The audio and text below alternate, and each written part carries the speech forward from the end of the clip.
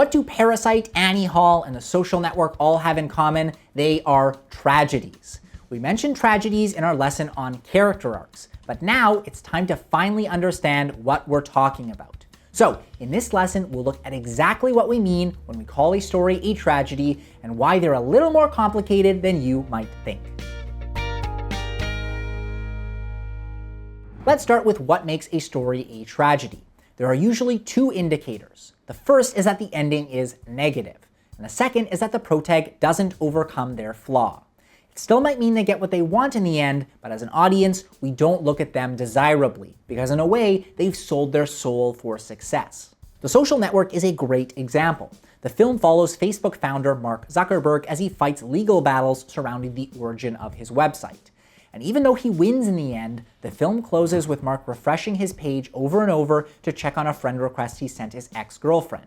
So even though he won the battle, he lost every important relationship in his life. He sold his soul for success, and we certainly don't look at him desirably.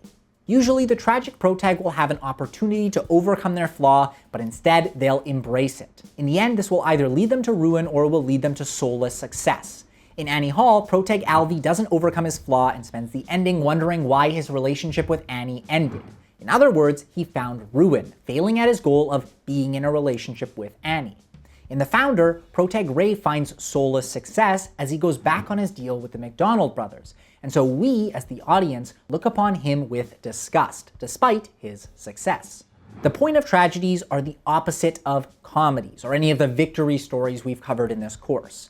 Instead of telling us what to do, they tell us what not to do.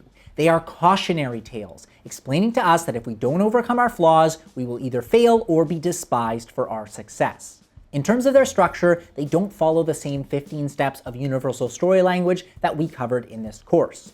In the future, we're hoping to build a whole other course on tragic structure. But for now, just know that these steps won't work the same if your story is a tragedy.